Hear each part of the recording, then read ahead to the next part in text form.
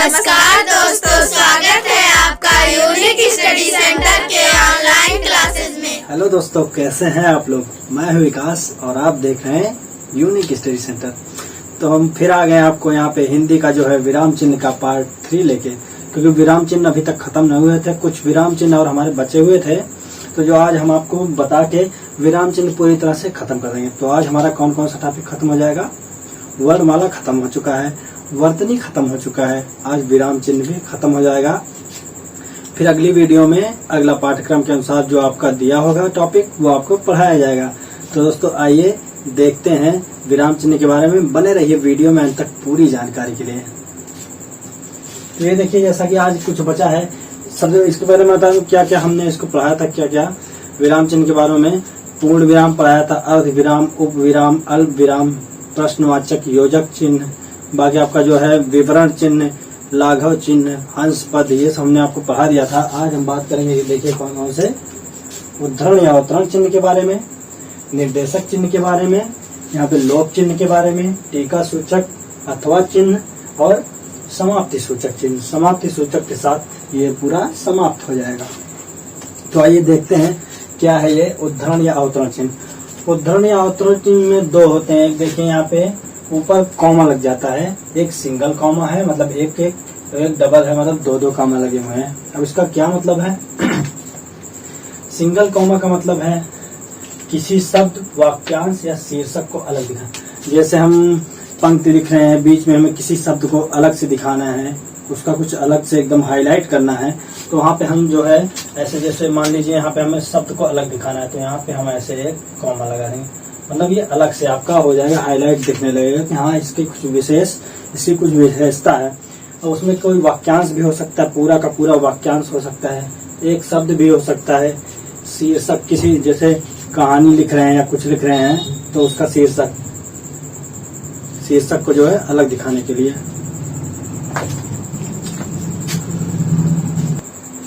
तो यहाँ पे देखिए मैंने आपको जो है एक जो है एकहरा, इसको क्या बोलते हैं, एकहरा मतलब एक कामा। इसको क्या बोलते हैं, दोहरा, मतलब दो कामा, मतलब इसको क्या बोलते हैं। यहाँ पे दोहरा उद्धरण हो गया, अवतरण हो गया, ये एकहरा हो गया।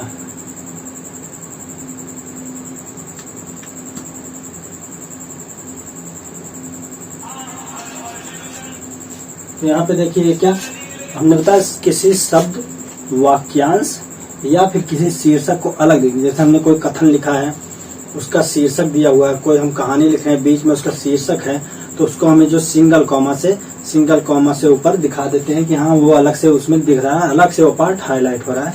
तो उसके लिए हम जो है एकहरा उद्धरण या अवतरण चिन्ह का प्रयोग करते हैं। अब दोहरा वाला देख लेते हैं किसके लिए प्रयोग होता है। दोहरा वाला जो होता है, इसमें आपका देखिए क्या है, परिभाषा, कथन या फिर मुहावरे आदि के लिए यूज होता है। जैसे कोई परिभाषा दिया हुआ है, उसके लिए कोई कथन दे दी, जैसे सुभाष चंद्र बोस ने कथन दे दिया, तुम मुझे खून दो मैं तुम्हें आजादी दूंगा, तो वहाँ उसको जो है डबल कॉमा से जो है, डबल इन्वर्टेड कॉमा से, जहाँ दोहरे चिन्ह से जो है दिखा देते हैं हम। और बात करके कोई मुहावरा दिया हुआ है तो उसको दिखा देते हैं। तो यहाँ पे देखिए क्या हो गया कि आपका जो है किसी शब्द, वाक्यांश या शीर्षक के लिए एकहरा लगाते हैं, और दोहरा किसी परिभाषा है, जैसे दे दिया करो या मरो। अब ये किसी का कोटेशन हो गया, किसी का कथन हो गया, तो यहाँ पे हम क्या दोहरे से दिखा देंगे। तो ये हमारा हो गया दोहरा। अब बात करते हैं निर्देशक चिन्ह। निर्देशक चिन्ह क्या होता है, जैसे हम लोगों ने कल क्या पढ़ा था, विवरण चिन्ह। विवरण चिन्ह कैसे होता है, विवरण चिन्ह आपका देखिए ऐसे होता है, कल हमने बताया था ना। कोई उदाहरण देना हो, कुछ व्याख्या देनी हो, कोई परिभाषा लिखनी हो, तो उसके सामने हम विवरण, जैसे यहाँ पे व्याख्या लिख दिए, उसके बाद ऐसा हमने चिन्ह लगा दिया, उसके सामने उसकी व्याख्या करी, तो विवरण देना, मतलब उसको व्याख्या देने के लिए हम जो है ये वाला चिन्ह यूज करते हैं। तो ऐसे ही निर्देशक चिन्ह भी होता है किसी संवाद, यहाँ देखिए संवादों में भी प्रयोग होता है, संवाद के लिए भी प्रयोग होता है। संवाद में कैसे, जैसे दो लोग आपस में बात कर रहे हैं, यहाँ पे राजू है, तो यहाँ पे ऐसे दे दिया, फिर यहाँ पे सीमा है, सीमा बात कर रही है, मतलब राजू और सीमा में बात हो रही है, तो ऐसे ये चिन्ह लगा के वो दोनों बार बार राजू सीमा, फिर राजू, फिर सीमा, फिर राजू, फिर सीमा, ऐसे ही जो है ये चिन्ह लगा के आगे उसके संवाद जो बोलेगा वो लिखा जाएगा। राजू कुछ बोल रहा है, फिर सीमा कुछ बोल रही है, तो ये चिन्ह लगा के उसका कथन आगे लिखा जाएगा क्या बोल रही है। तो यहाँ पे संवादों में प्रयोग है, इसके स्थान पे इसका भी प्रयोग कर सकते हैं हम, ऐसे भी लगा सकते हैं। यहाँ पे देखिए संवादों में प्रयोग होता है, इसके स्थान पे ये भी लगा सकते हैं या फिर, और ये जो होता है योजक चिन्ह भी ऐसे ही होता है, योजक चिन्ह भी ऐसे ही होता है, लेकिन ये क्या होता है योजक चिन्ह से थोड़ा बड़ा होता है। जैसे योजक चिन्ह इतना होता है तो ये थोड़ा बड़ा लगाते हैं, तो योजक चिन्ह से बड़ा होता है लेकिन योजक चिन्ह के जैसा ही होता है। अब बात करते हैं लोप चिन्ह की। लोप चिन्ह क्या है? लोप चिन्ह देखिए क्या होता है, वाक्य के छोड़े गए अंश गोपनीय या फिर अश्लील पदों को छुपाने के लिए। जैसे कोई कथन हम कह रहे हैं, कोई बात कह रहे हैं, अगर उसमें हम कुछ अंश को छुपाना चाहते हैं, नहीं बोलना चाहते हैं, तो उसके लिए हम जैसे कोई कथन बोले आखिरी में उसके dot dot dot dot dot करके ऐसे छोड़ दिया, या फिर कुछ उसमें गोपनीय बातें उसको छुपाना हो तो ऐसे ही डॉट डॉट का चिन्ह लगा दिया, या फिर कुछ अश्लील पद हैं, कुछ गलत पद हैं जो हम जाहिर नहीं करना चाहते, किसी को बताना नहीं चाहते हैं, उसके लिए भी जो हम यहाँ पे लोप चिन्ह मतलब उसको लोप कर देते। लोप मतलब गायब हो जाना। अब जैसे क्या हुआ, कोई व्यक्ति कह रहा है, मान लीजिए राजू कह रहा है, राजू क्या कह रहा है,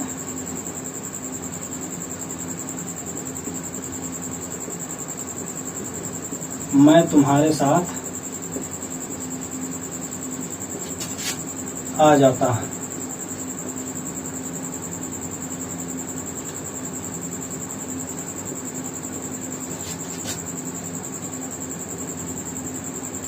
क्या पता तुम भी, फिर उसके बाद उसने डॉट डॉट डॉट लोप चिन्ह लगा दिया, छोड़ो जाने दो।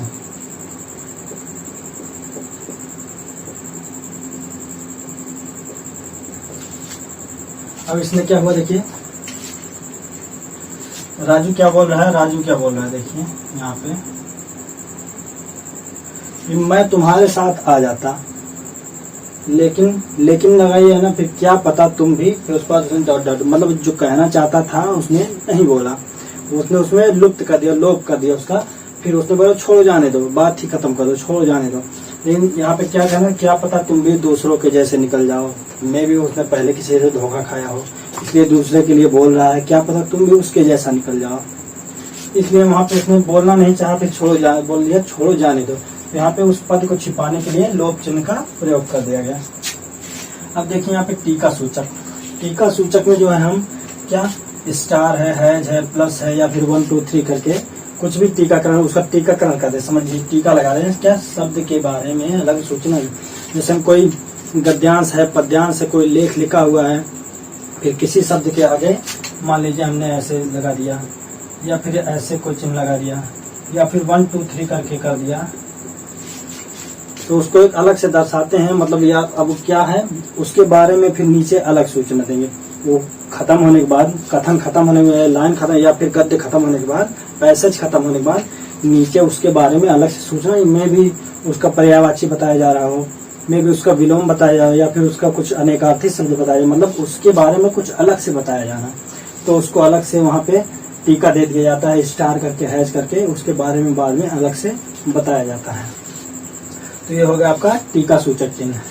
अब यहाँ पे अथवा चिन्ह, अथवा चिन्ह मतलब जैसे किसी वाक्य में कोई दो चीज प्रयोग हो रहे हैं, मतलब दो संज्ञा प्रयोग या दो कुछ भी प्रयोग हो रहे हैं, उनके बीच में अथवा लगा, मतलब उसके बारे में बताइए या तो ये या तो ये, अथवा कैसे, जैसे उदाहरण के लिए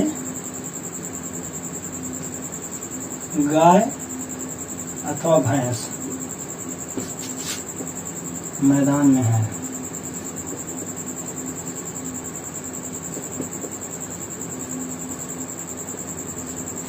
अभी देखिए यहाँ पे क्या है, गाय अथवा भैंस, ये कौन सा चिन्ह है, ये अथवा का चिन्ह है, स्लैश, इंग्लिश में इसको स्लैश बोलते हैं।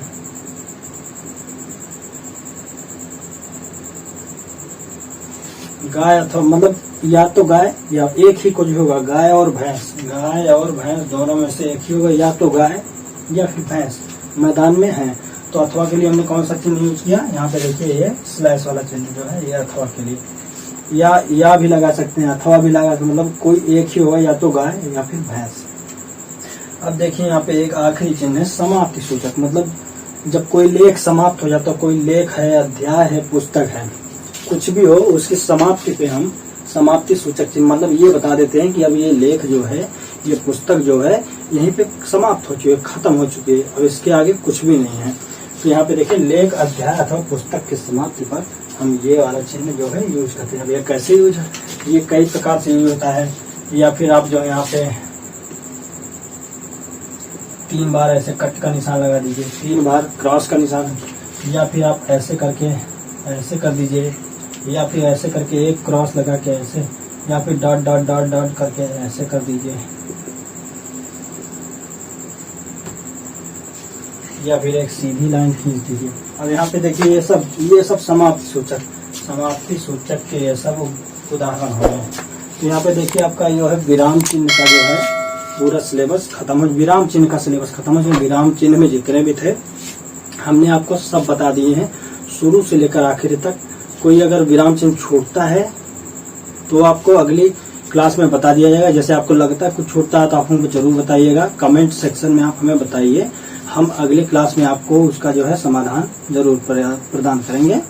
तो दोस्तों आइए अब देखते हैं कि कुछ विलोम शब्द और कुछ पर्यायवाची या फिर अन्य अर्थी जो भी हमको बढ़िया लगेगा, अच्छा मिलेगा कंटेंट, उसको हम आपको याद कराने की कोशिश करते हैं। तो आइए दोस्तों हम देख लेते हैं कुछ आज हमने पर्यायवाची लेके आए हैं आप लोग के लिए, क्योंकि बहुत दिन से पर्यायवाची नहीं कराया, विलोम करवाया, अनेक शब्दों के लिए एक शब्द करवाया, वाक्यांश के लिए एक शब्द। आइए हम देख लेते हैं कुछ पर्यायवाची, कुछ इम्पोर्टेंट पर्यायवाची जो हमेशा लगभग पूछे, लगभग एग्जामों में इनसे जरूर आते हैं। आपको यहाँ से नहीं देगा, ये आंख का पर्यायवाची कभी नहीं पूछेगा। क्या पूछेगा, ये अक्षी, चक्षु, या मानिए तुरंग, ये किसका पर्यायवाची है, या फिर इसका समानार्थी शब्द बताइए कि इसका अर्थ क्या होगा, तो आपको ऐसे पूछेगा। ये तो सब जानते हैं घोड़ा का पर्यायवाची है। यहाँ से पूछ लिया मानिए बाजी किसका है, तब आप कंफ्यूज हो जाएंगे। तो ऐसे पूछता है यहाँ पे आप, इसलिए आपको पूरा याद करना है, पूरा याद करेंगे तभी शुरू से अंत तक आपका हो पाएगा।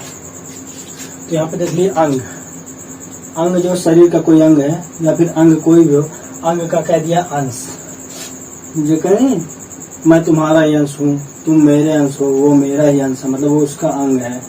ठीक, ये देखिए ये उंगली काट के कहीं गिरी तो वो यहीं का अंश है, इसी शरीर का अंश है। तो ऐसे होता है अंग। अवयव, हिस्सा, मतलब उसी का हिस्सा है, इसी शरीर का हिस्सा है, वो पार्ट है, पार्ट बोलते हैं उसको इंग्लिश में।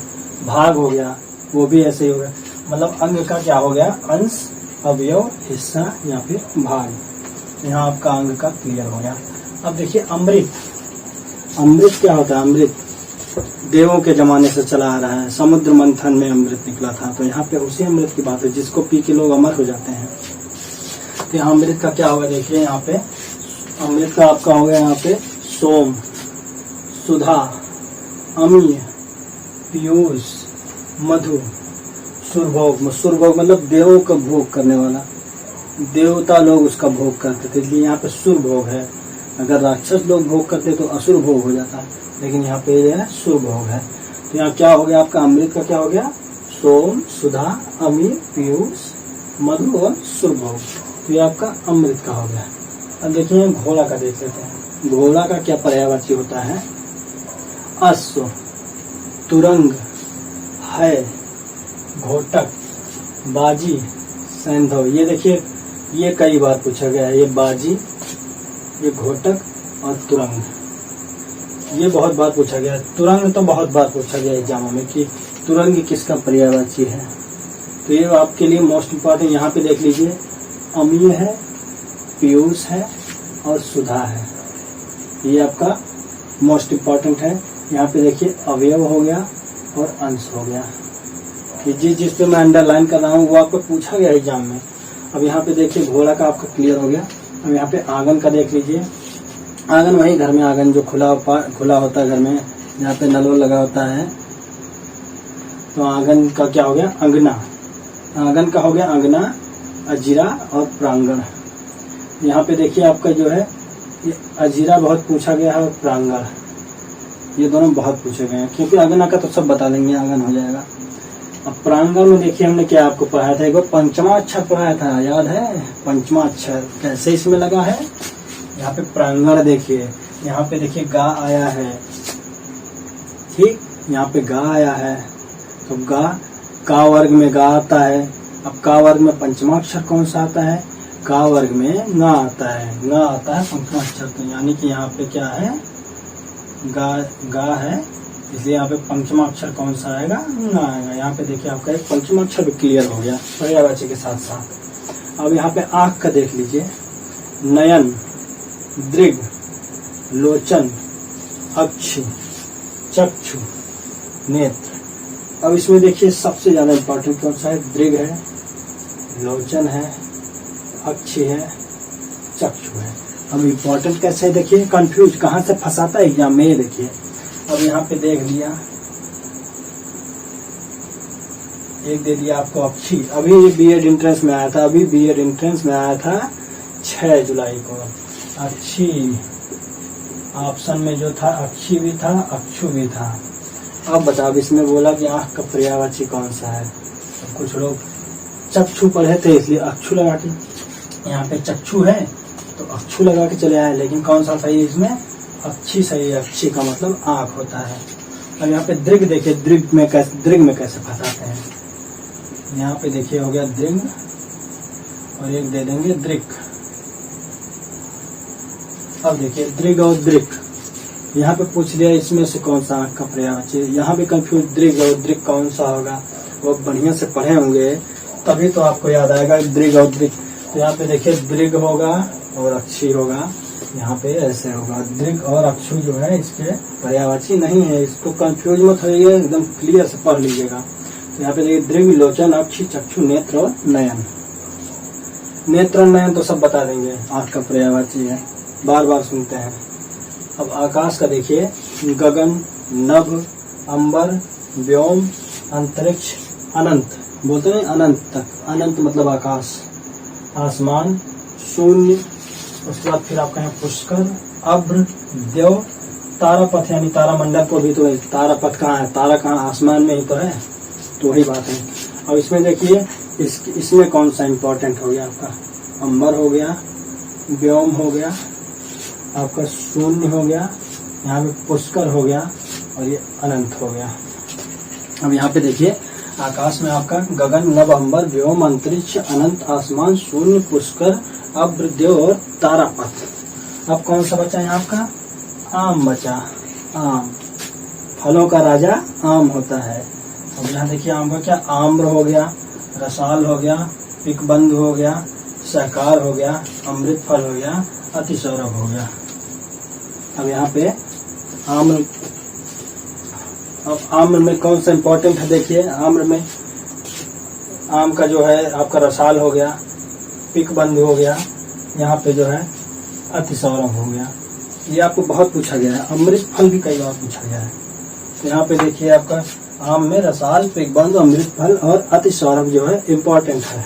तो आज हमने आपको कौन कौन सा याद कराया, अंग का याद कराया, क्या अंश, अवयव, हिस्सा और भाग, और अमृत का क्या याद कराया हमने, सोम, सुधा, अमीर, पीयूष, मधु, सुरभोग, घोड़ा का अश्व, तुरंग, है, घोटक, बाज, सैंधव, आंगन का अंगना, अजीरा, प्रांगण, आंख का नयन, दृग, लोचन, अक्ष, चक्षु, नेत्र, और आकाश का गगन, नभ, अंबर, व्योम, अंतरिक्ष, अनंत, आसमान, शून्य, पुष्कर, अभ्र, देव और तारापथ, और आम का क्या हो गया, आम्र, रसाल, पिकबंध, शाकार, अमृत फल, अतिसौरभ। तो दोस्तों आज हमने आपको यहाँ पर्यायवाची याद करा दिया, इसको आप 1 से 2 बार देख लीजिएगा, आपको पूरा क्लियर हो जाएगा, पूरा एकदम रट जाएगा, कभी नहीं भूलेगा। दोस्तों अगर वीडियो आपको पसंद आया है तो आप जो है लाइक, शेयर और सब्सक्राइब ना भूलें, ये बहुत ही इम्पोर्टेंट है आपके लिए, ये बहुत ही इम्पोर्टेंट है। इसको 1 से 2 बार जरूर देखिएगा और वीडियो को पूरा अंत तक देखिएगा, तभी आपको पूरा समझ में आएगा। तो दोस्तों मिलते हैं अगली वीडियो में, लाइक, शेयर, सब्सक्राइब ना भूलें। जय हिंद।